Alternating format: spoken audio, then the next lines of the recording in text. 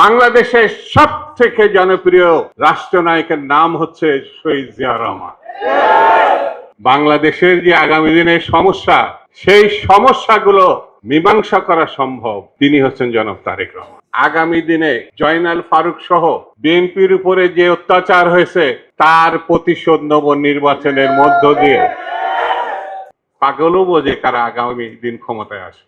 অন্যান্য রাজনৈতিক দল, বিএনপি, ছাত্র দল সহ যারা বুকে রক্ত দিয়েছে, আমি তাদের স্মৃতির প্রতি শ্রদ্ধা জানাই। আল্লাহর দরবারে প্রার্থনা করে আল্লাহ যেন তাদের বেশ নসিব করে।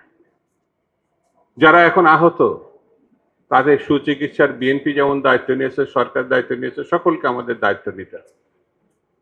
স্বৈরতন্ত্র যেন বাংলাদেশে ফিরে আসতে না পারে, তার একমাত্র পথ গণতন্ত্র প্রতিষ্ঠা করা।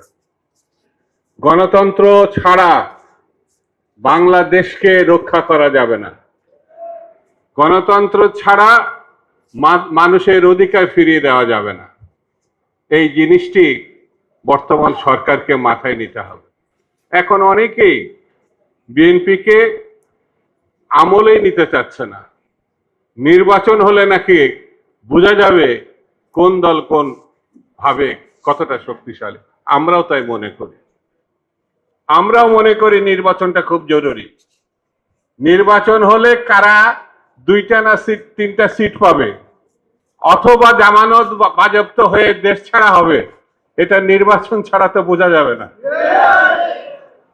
কিন্তু কায়দা কৌশল করে সংস্কারের নামে, বিচারের নামে আরো কি কি সব ফেতনা বিষয় সামনে এনে নির্বাচনটা কিভাবে ঠেকানো যায় সেই বিবেচনায় সামনে এনেছে। আমরা মনে করি সব মশার বিরুদ্ধে সুরক্ষা দিতে এলো বসুন্ধরা এক্সট্রিম অ্যারোসল, মশার বিরুদ্ধে এক্সট্রিম সুরক্ষা। আগামী দিনে জয়নাল ফারুক সহ বিএনপির উপরে যে অত্যাচার হয়েছে তার প্রতিশোধ নেব নির্বাচনের মধ্য দিয়ে, বিএনপির বিজয়ের মধ্য দিয়ে, বিএনপির সরকার গঠনের মধ্য দিয়ে। পাগলও বোঝে কারা আগামী দিন ক্ষমতায় আসে। কিন্তু কিছু কিছু তথাকথিত বুদ্ধিজীবী, তথাকথিত রাজনীতিবিদ, তথাকথিত বিশেষ মহল মনে করে তারাই ক্ষমতায় আসে। বিএনপি এই প্রথম ক্ষমতায় যাবে এটা কথা না। এর আগেও একাধিকবার বিএনপি জনগণের সমর্থন নিয়ে ভোটে জিতে ক্ষমতায় গেছে।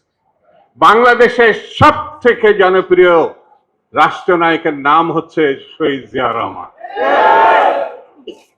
যার বিরুদ্ধে একটি কথা কোনোভাবে উত্থাপন করা যাবে না। তারপরে দেশনেত্রী বেগম খালেদা জিয়া, আপসীর নেত্রী বেগম খালেদা জিয়া গণতন্ত্রের মানুষ কন্যা না, এমন একটা উচ্চ মাত্রায় গেছে, তিনি শুধু বিএনপি নেত্রী না, সকল মহলের কাছে তিনি আদরণীয়, গ্রহণীয় দেশনেত্রী। আর আমাদের সর্বশেষ যিনি দায়িত্ব বা অভিভাবকত্ব নিয়েছেন তিনি হচ্ছেন কে? একটু জোরে বলেন নাকি? একজন তারেক রহমান আছে আমাদের।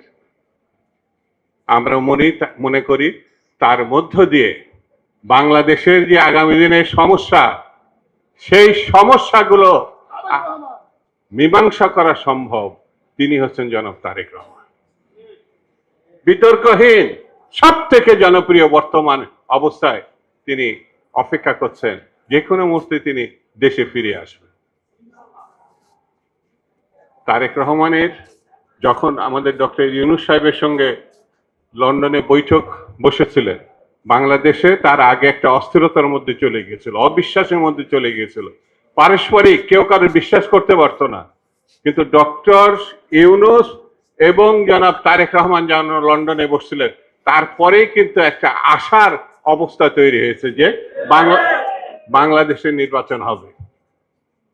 সেই জিনিসটা এখন ধরে রাখতে হবে। আমি সরকারকে অনুরোধ করব যত দ্রুত সম্ভব ফেব্রুয়ারি মাসে প্রথমে হোক মাঝে হোক একটি দিন ঘোষণা করতে হবে, একটি তারিখ ঘোষণা করতে হবে। তাহলে এখন যে অস্থিরতা এবং সংকট আমার মনে হয় অনেক অংশে সেটা কমে যাবে। সেই জন্য